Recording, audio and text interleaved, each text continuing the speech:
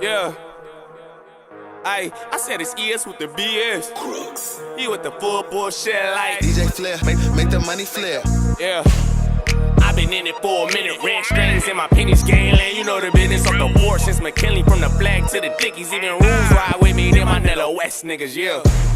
Cut the check, they see me winning. From the J's to the Brimmers, real niggas fuck with me. What's going on, everyone? It's Ryan from hiphop100.com, man. We have a very special guest with us here today.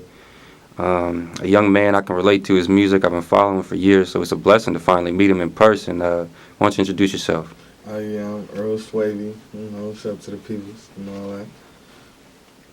And you've been doing music for a while, because a lot of these cats, they do it for a year or two, and then this, that, and you've been going back, especially here in Los Angeles. You released a lot of projects, a lot of stuff, and you have a project dropping soon this month. Why don't you tell us about that? Yeah, I got the project WAY SWAVE dropping on the 28th. A lot of hype behind it, couple good features on it and all that. How would you describe the sound of the project? Versatile. Versatile? Versatile. Okay, sure, it ain't the same like just West Coast sound. It's like trap, couple different sounds I tamper with. Okay, so how did you start to get into rapping in the first place? Was it like your pops play music, your mom played music? Yeah, my mom, she always listened to old school music, and then my big brother. Like the Isley Brothers, shit like Yeah, everything. My big brother started rapping first, and then my cousin is J-Rock from TDE. Oh, really? Yeah, so my big brother started rapping, then he started rapping, then I just was like, I might as well start rapping, but then I got a friend named Buddha. He came, my brother was always like on some like, not trying to let me rap. I'll write my own raps and come to the house and try to rap with him. He wouldn't let it happen. So then Buddha came along, he had this beat, and he like, come on, we finna go make this song. And I'm like, all right, my brother got the studio. So then I made my first song, boom, Go So Hard with Buddha. And then I made my second song with Nebula right here, Nebula and Buddha. Then from there on, we had our first show. We had our first show at Ted Watkins and Watts, and Nebula was rapping, reading his songs off the paper and shit on stage. I don't know, but after that, I just felt the drive for it. Like, I just wanted to keep making music. And you've been doing it for a long time now, so you work with a lot of different artists and met a lot of different people. Like, out of all the artists and the people you met, who I don't want to say the favorite person, but like, who's someone who gave you the most knowledge or the most motivation for you to just like, hey man, you got to keep doing this shit no matter what? Yeah. ASAP Yams. Sure. ASAP Yams. Because he came and found me to a point where I thought it was fake. Like, he really was walking in noisy, like it wasn't real? Yeah, I thought it wasn't real, like, because I was messing with, after the Hit Your Ricky, like, whole little wave, it died down, and then I just started rapping back out the house with the homies, you feel me? Just the homies started going to jail and all that, so I went back regular rapping, and then putting my own music out, from engineering myself to finding whoever make beats or whatever, and then shooting my own videos with the homies. Like, everything, like, editing my own videos, sitting there, and then the song Beef. Now, this nigga never shot it, then I edited the video, I put it out, and then Yams tapped in on Twitter, like, what's up, Earl Swavey? Like, woo, woo, woo. But we just started bumping the whole ASAP mob, so we just found out that ain't just one person ASAP. Like, you would think, oh, ASAP, that's ASAP Rocky, like, that's it. It's like 12 of them. Yeah, it's 12 of them. So now, once we really got into it, and we like, okay, Yam's really one of them boys from over there, like, he like the manager or something. So we tie back in, like, and he like, I'm gonna fly you out to New York and get you some type of deal with Noisy. He was for sure like serious about that. He like, I'm about to create this own label. He like, I want to sign you to ASAP, but I want to create my own label called Lamborghini Records. Boom, and sign you to that. Like, his last Tumblr, his last little blog was like, oh yeah, we finna sign Earl Swavey, all the shit before he passed. But anyway, he came out here, came to Coachella. I came to Coachella with no clothes. Like, I came with like probably my fit. I had a G Perico Soy Out shirt on and some True Religions. And we was at Coachella for 2 weeks though. I mean, this nigga got a nigga Ralph Lauren, everything, like just sponsored though, just looking out. But he was helping the nigga like just see what a nigga can be though with this rap shit. You feel me? We in the top suite, just we everywhere. Girls telling me they love me. I don't even know them. I got people saying I'm on stage when Ferg performed at Coachella. And then after that, I see people just sending me shit like, oh yeah, I love you, whatever. And he just held it down. He was really like family though, like, you feel me? Everybody else not even on their level with this music, but people still seem to be so like, it's so hard to be so regular, be just normal, you get what I'm saying? They was really like some friends. It was like a genuine relationship. Even to this day, if I tap in and anything I need or if I'm ever around, like, you feel me, it's still the same love. But Yams is really my boy though, you get me? So it's like, of course the rest of the ASAP Mob, they 100, but Yams is really like my boy. Yeah, that's what I heard about him. I heard like he like max out credit cards to get cash straight, do all sorts of Look, shit. we came from Palm Springs, something. We went to, I think it was David Hasselhoff. It was somebody party.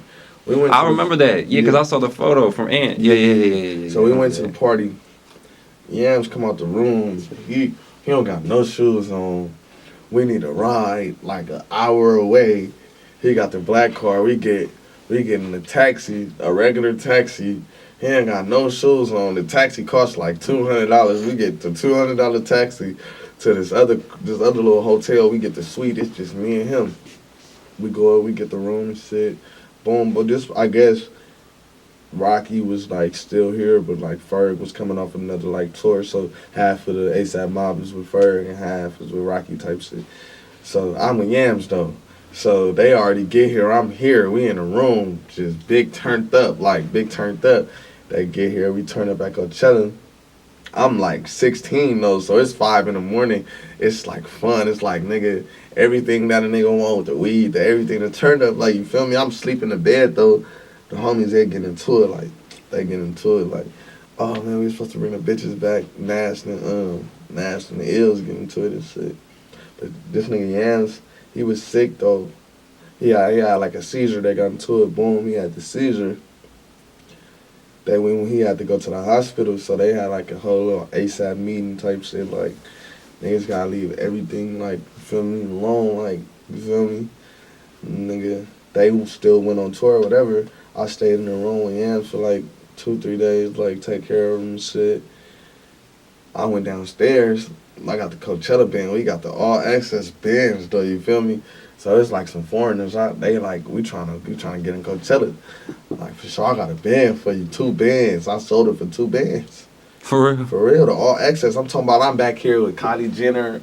I'm back here with Kim Kardashian, Selena Gomez, and they trailers though at Coachella. Like, yeah, I'm with Fergie and them, like, on the real. That's what's up. So you got to learn, like, you got to see. Yeah. You got to see a lot of shit most don't. I got to see, and anytime, it's like, it ain't never fake love. I'll step back from the scene from them to really get my shit 100. You feel me? To not just feel like I'm just riding the wave. You feel me? I want to come correct. So I'm talking like, I'm in New York. I go to the show. You know, all the cameras and shit on Rocky and all this shit. As soon as he see me, he's like, oh, that's my brother. Like, pfft. Get him in the show. Like, I'm backstage. I'm in the SUVs with them. I'm taking a homie from Vice with me now. He was like in the crowd, like, you feel me? Me and RJ, we went to these niggas, RJ and them, they, I guess they hit the call, like, Playboy Cardi got a show in Portland. I went on tour with RJ and shit.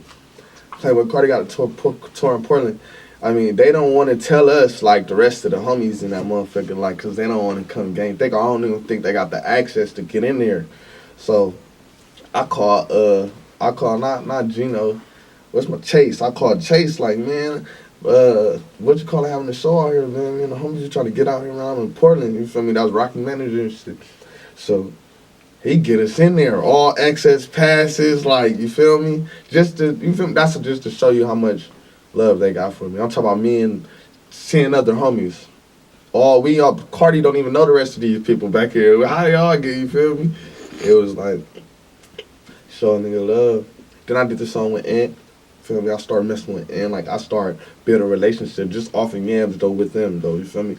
The studio, the Cozy tape. I was in the studio before. Like, when they was making it, I got to see how they Sunny Digital or anybody come over there, come to the studio. They playing the beat off their computer. It's loading on Pro Tools. The craziest shit I ever seen. The beat loading on Pro Tools while he playing it. They got the mic outside this right now, and they rapping, and it's like, okay, They freestyle. All right, oh, we all feel it. Oh, they feel it. Boom. That's one. All right, we're gonna take that one. We're gonna take that one. That's like that one's one we like the most. Like, you feel me? And then when I came back to LA and then listened to the Cozy Tape, it was like 9 tracks off that motherfucker that they really just sat there and freestyle and vibe to. I was right there. You feel me? So it was fun. Then off of that being in New York, Robin Jeans tapped in with me. They like giving nigga free jeans. You feel me? Free like shit. But when he passed though, it was like all right. It was kind of hard though, like, you feel me, with the Noisy shit. 'Cause it was like, all right, Noisy, they not finna cut the check no more. They was about to cut the check. They didn't cut it. They did a show with Kendrick Lamar, and they like, all right, Andy worked for Vice, so he like, just to mix it in together, we're gonna add you a part of this and give you your own segment with this Kendrick, with the Bompton documentary, even though I'm from LA, like, you feel me. So I did that. Then they did like a little write up, like, you feel me, Yams, Last Word with Noisy and all the shit. Then I did this Noisy and Friends. No, I was about to do Noisy and Friends, but then I had broke this lady headphones from Vice. So then I like... Because she broke her headphones? I broke her head. We went to a Lil Yachty show. I took her headphones. I wasn't supposed to take the headphones. They was like on the cubicle. And I took the headphones and I went to the show. So when I went home, the producer from the Noisy and Friends like texted me like, hey bro, them headphones, they was like one of the head people at Vice, like, you gotta bring them back. So when I'm on the way to bring them back, I hop out the car at the store and I close the door and the wire was hanging out. And it wasn't one of the new headphones, like, where you can, like, you know. Right. Yeah, and it broke. So then for a minute, they was like Earl Swavey banned from Vice for a minute. Like, they wouldn't even, if I was gonna pick up a check, I would have to sit outside. Really? Like, on the real. And then the homie, Mikey from Illegal Civ, he got a show, IC3, and he like got a higher rank than my homies, whoever I was like dealing with, and Vice. So then I started being able to come back in, and you know, that situation was in. That was a whole lot of experience. I mean, first, when I asked you the question, you said you were engineering stuff, shooting stuff yourself, and then you get to go to all these events and learn a lot of stuff. That's, like, I've been around music so long, like, I can tell who's going to succeed. And everything you say, like, it's not dumb at all, because a lot of cats, if they don't know how to do it, they just won't do it. And they don't know how to get from here to here or move from here to here. Because, like, I remember, because I know a lot of cats in Vallejo, and I know you had the track with, yeah. So how'd you link up with him?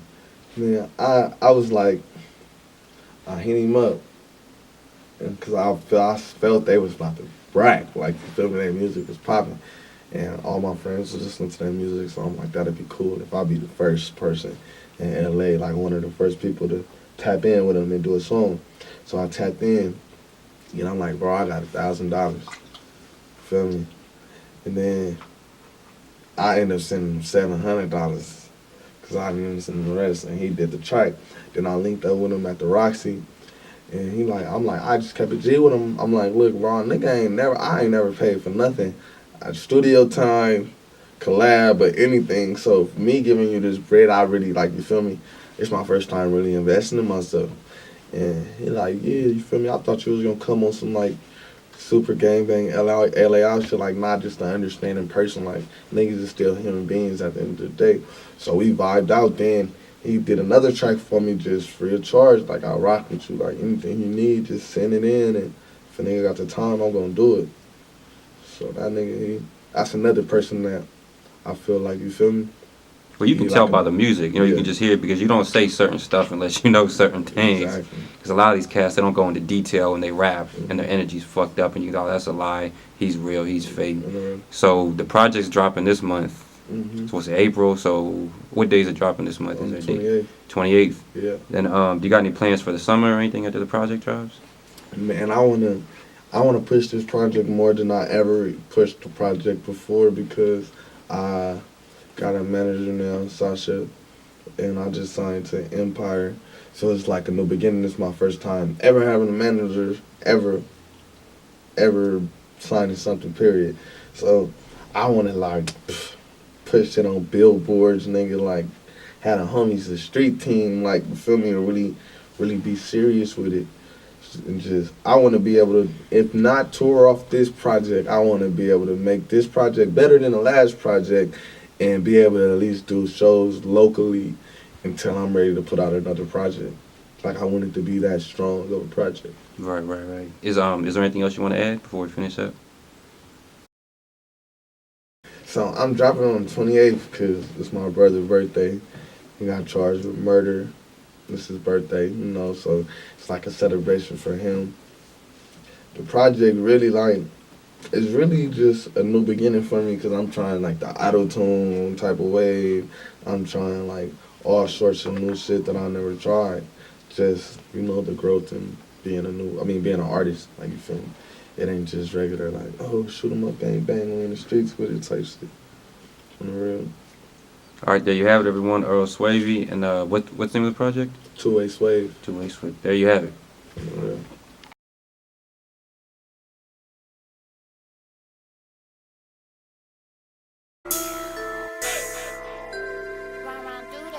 You might as well, just roll it by the ounce. If you really copping pounds, might as well. Get these niggas hell if you sitting in that cell post bail, might as well. Nah, don't bet a turf. If you ain't never put in work, might as well. Yeah, hit a lick.